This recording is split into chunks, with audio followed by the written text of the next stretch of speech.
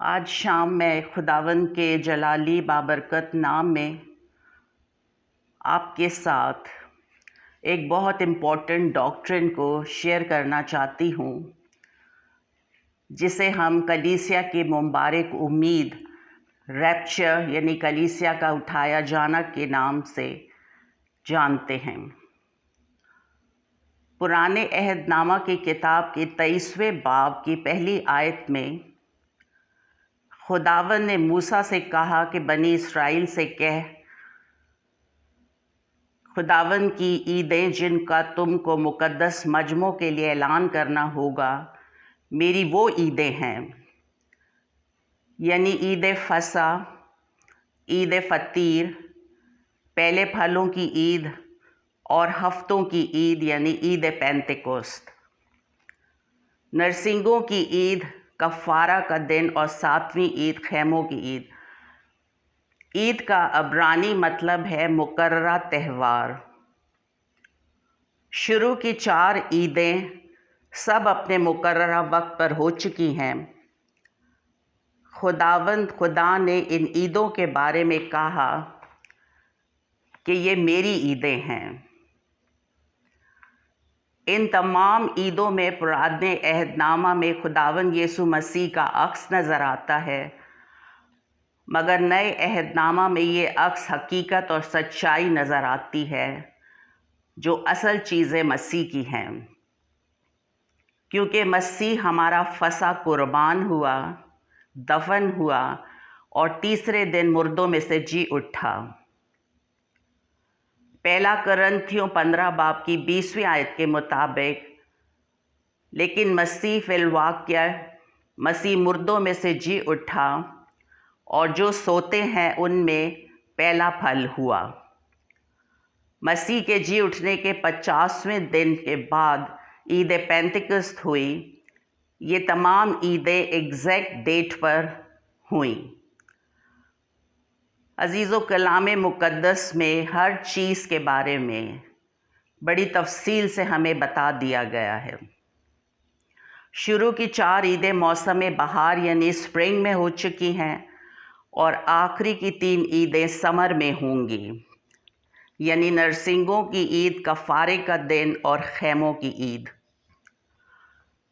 ہم جانتے ہیں کہ خداوند کے کلام میں پرانے عہد نامہ میں خدا نے موسیٰ کو اعبار کے 23 چیپٹر کی 25 ورس میں 5ویں عید کو جو نرسنگے پھونکے جانے کی عید یادگاری کے طور پر منانے کا کہا، جو عکس تھا نئے عہد نامہ میں خداوند یسوع مسیح کا خود آسمان سے للکار اور مقرب فرشتے کی آواز اور خدا کے نرسنگے کے ساتھ اتر آنے کا اور کلیسیا کے اٹھائے جانے کا۔ اکثر یہ کہا جاتا ہے کہ لفظ ریپچر کلام مقدس میں نہیں ہے۔ لفظ اٹھایا جانا اردو میں ریپچر کے لیے استعمال ہوا ہے اور انگریزی میں کاٹ اپ، عبرانی زبان میں ریپٹرو اور گریک میں ہرپازو استعمال ہوا ہے۔ ان الفاظ کے معنی ہیں ٹو سنیچ۔ خداوند خدا کے نبوتی کیلنڈر میں اس وقت ہم اس 5ویں عید کا انتظار کر رہے ہیں، جس میں کلیسیا نرسنگے کی آواز کے ساتھ بادلوں پر اٹھا لی جائے گی اور ہوا میں خداوند کا استقبال کرے گی۔ عزیزوں، میں یہاں پر ریپچر کے حوالے سے بہت مشہور آیت آپ کے ساتھ شیئر کروں گی، کوٹ کروں گی۔ پہلا تھسلنیکیوں 4 باب کی 13 سے 18 آیت تک۔ اس آیت کو لکھنے سے پہلے میں یہاں بتانا چاہوں گی کہ تھسلنیکے کی کلیسیا کے لوگ اپنے ان عزیزوں کے لیے جو مسیح میں سو گئے تھے، ان کے لیے پریشان تھے کہ ان کا کیا ہوگا۔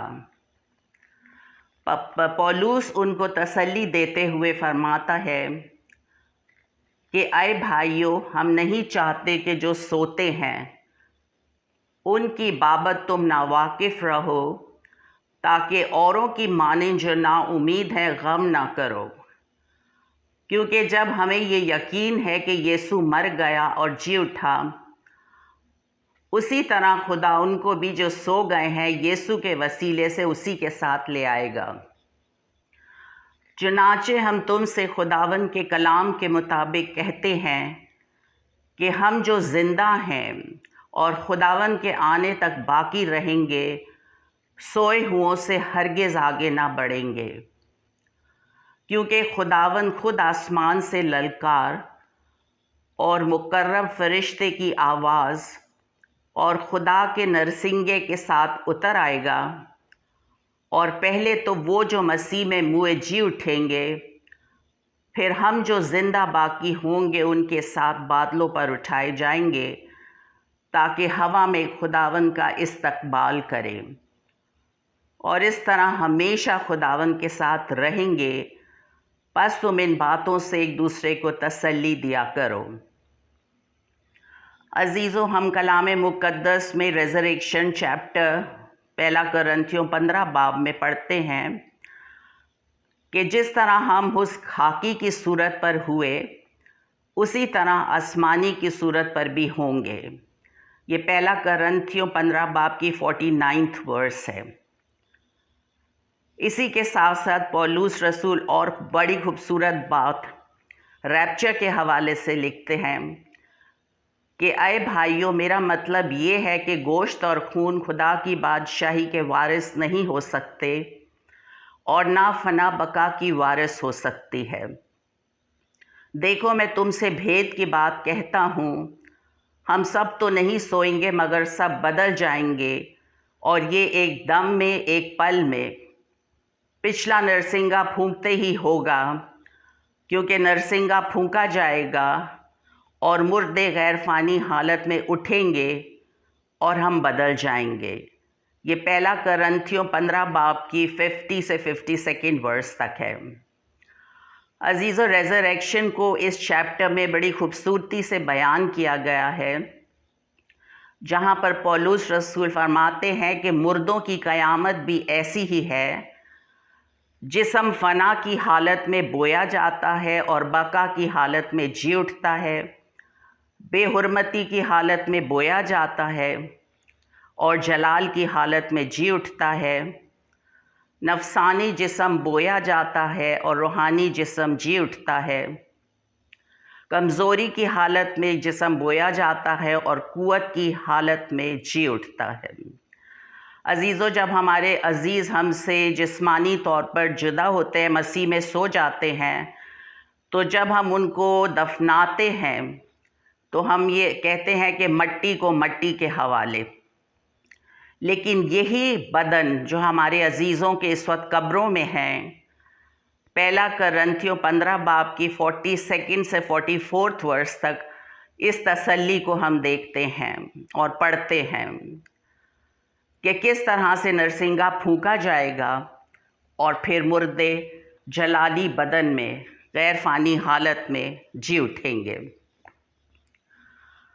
اس کے ساتھ ساتھ میں اور مزید کلام مقدس سے ہی شیئر کرنا چاہوں گی ریپچر کے حوالے سے، چونکہ خداوند یسوع مسیح جب اس دنیا میں آئے تو وہ یہودی ہی تھے، اور جب وہ سیلز کو کھولیں گے مکاشفہ 5 باب میں، تو اس وقت بھی وہ یہودا کے قبیلے کا ببر ہی ہے۔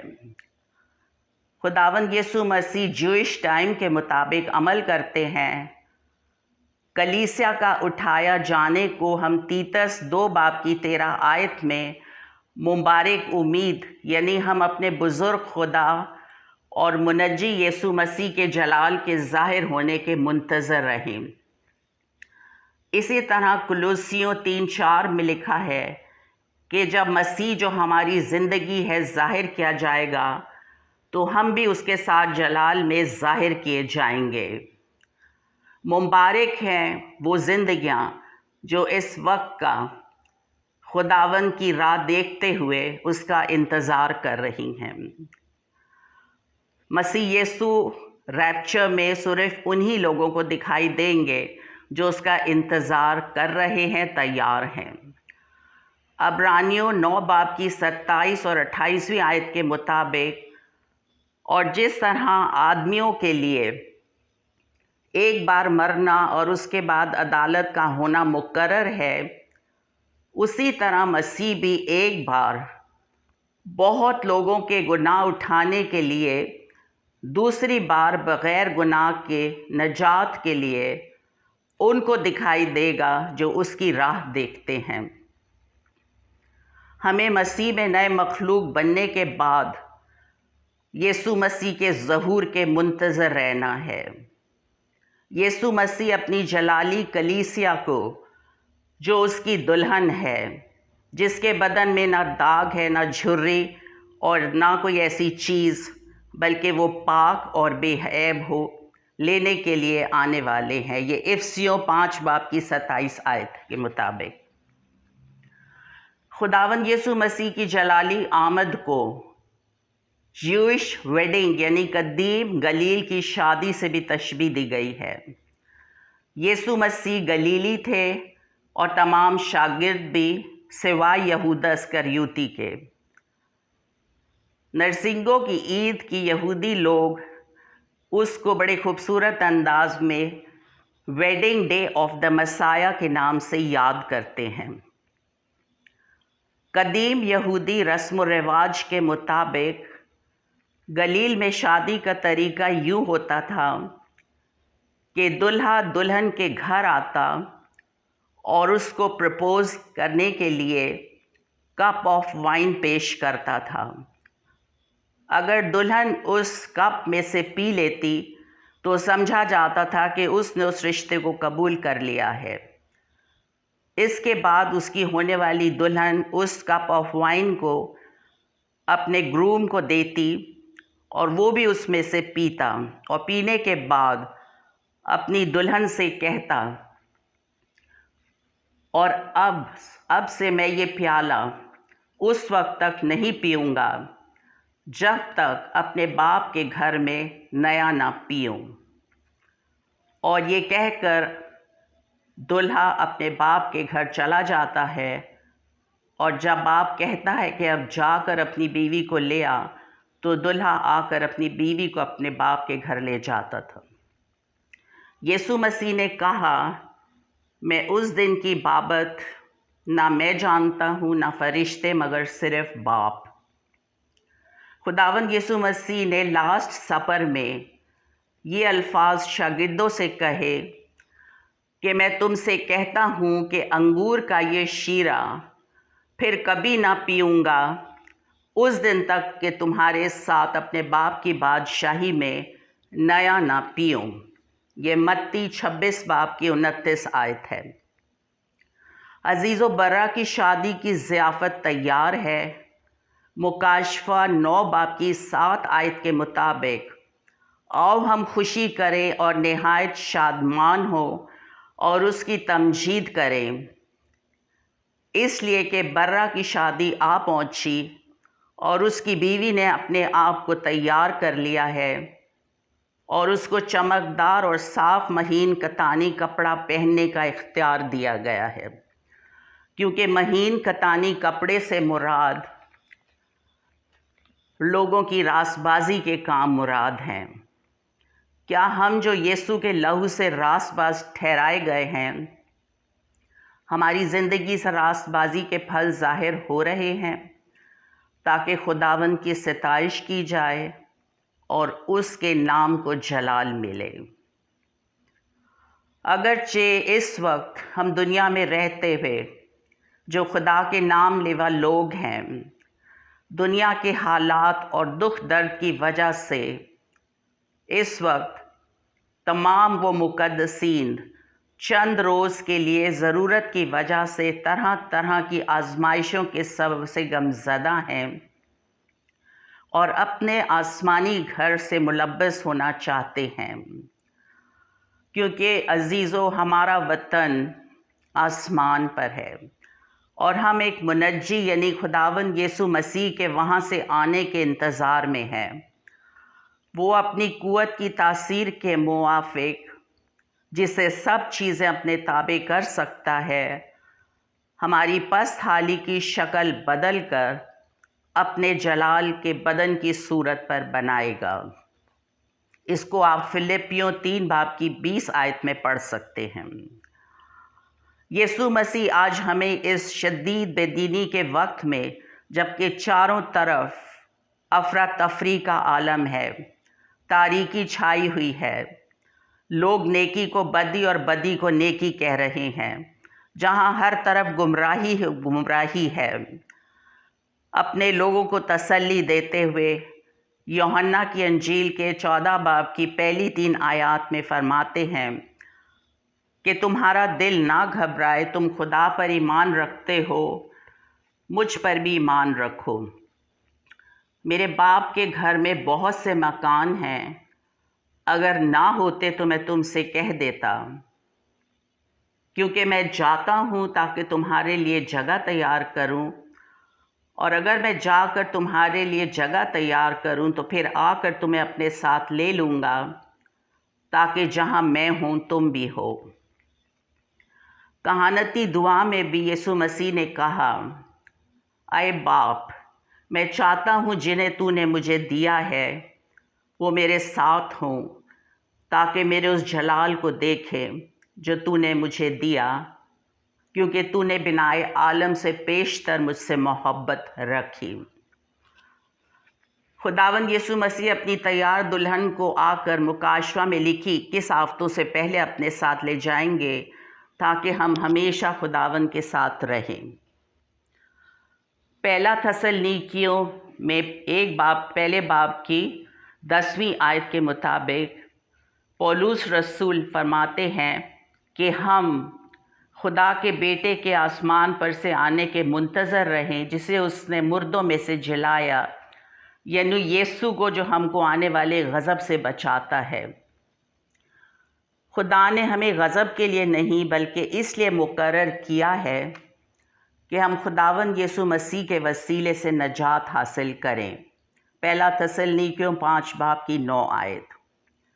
خدا نے ہمیں نور کے فرزند کہا ہے، ہم رات کے نہیں بلکہ دن کے ہیں، لہٰذا ہم ایمان اور محبت کا بختر لگا کر اور نجات کی امید کا خود پہن کر ہوشیار رہیں، اور صبر سے خداوند کے کام کرتے ہوئے اس کا انتظار کریں، تاکہ آنے والے خدا کے قہر شدید سے بچ سکیں۔ عزیز و خداوند خدا کے کلام میں مکاشفہ 3 باب کی 10ویں آیت میں خداوند نے فیلادلفیا کی کلیسیا کو تسلی دیتے ہوئے فرمایا، چونکہ تو نے میرے صبر کے کلام پر عمل کیا ہے، اس لیے میں بھی آزمائش کے اس وقت تیری حفاظت کروں گا جو زمین کے رہنے والوں کے آزمانے کے لیے تمام دنیا پر آنے والا ہے۔ یسوع مسیح ان زندگیوں سے جو لاپرواہی سے توبہ اور نئے سرے سے پیدا ہوئے بغیر زندگی گزار رہے ہیں، انہیں لوکا 21 باب کی 34 سے 36 آیت میں فرماتے ہیں کہ پس خبردار رہو، ایسا نہ ہو کہ تمہارے دل خمار، نشہ بازی اور زندگی کی فکروں سے سست ہو جائیں، اور وہ دن پھندے کی طرح ناگہاں آ پڑے، کیونکہ جتنے لوگ تمام روئے زمین پر موجود ہوں گے ان سب پر وہ اسی طرح آ پڑے گا۔ بس ہر وقت جاگتے اور دعا کرتے رہو، تاکہ تم کو ان سب ہونے والی باتوں سے بچنے اور ابن آدم کے حضور کھڑے ہونے کا مقدور ہو۔ عزیزو، جب نرسنگا پھونکا جائے گا تو کلام مقدس میں بہت ساری جگہوں پر ہم پڑھتے ہیں کہ جب نرسنگا پھونکا جائے گا تو 2 آدمی کھیت میں کام کر رہے ہوں گے، ایک لے لیا جائے گا، ایک چھوڑ دیا جائے گا۔ 2 عورتیں چکی پیستی ہوں گی، ایک لے لی جائے گی، ایک چھوڑ دی جائے گی۔ ہمارے پاس وقت ہے، موقع ہے، خدا نے ہمیں کلام مقدس دیا ہے، دوسرا مددگار ہمارے اندر ہے جو ہمیں سکھاتا ہے۔ लिहाजा हम वक्त को गनीमत जानें।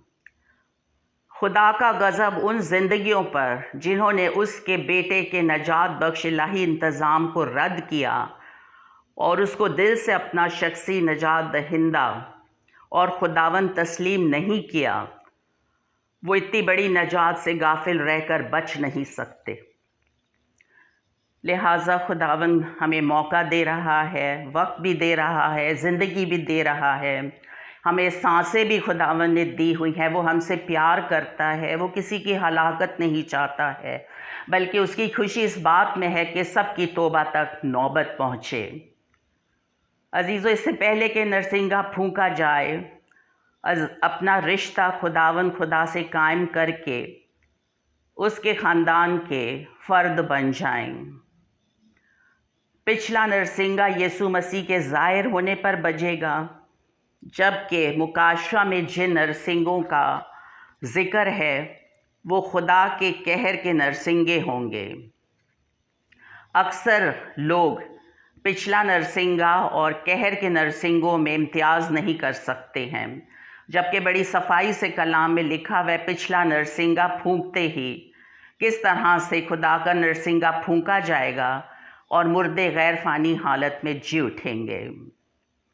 खुदावंद का हम शुक्र अदा करते हैं कि ये बड़ी मुसीबत जो कहर के नरसिंगों के वक्त होगी, ये उनके लिए होगी जिन्होंने अभी तक खुदावंद पर, उसकी अजीम कुर्बानी पर दिल से ईमान नहीं लाए हैं। ये बड़ी मुसीबत के वक्त के नरसिंगे होंगे जिनमें लोग मौत मांगेंगे और मौत उनसे भागेगी। अजीज़ों, इसके अलावा रैप्चर और यीशु मसीह की दूसरी आमद में भी लोग फ़र्क नहीं करते, बल्कि एक ही चीज़ उसको बताते हैं, जबकि ऐसा नहीं है। रैप्चर में हम बादलों पर उठाए जाएंगे ताकि हवा में खुदावंद का इस्तकबाल करें, पहला थस्सलुनीकियों 4 बाब की 17 आयत के मुताबिक।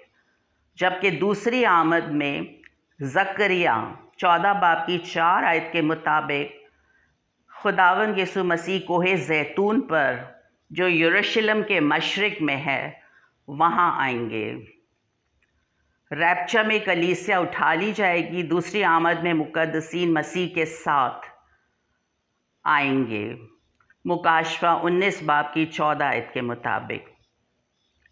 अब सबसे अहम सवाल ये है कि कलाम मुक़द्दस ने हमें सब कुछ बता दिया है, हमारा क्या हाल है?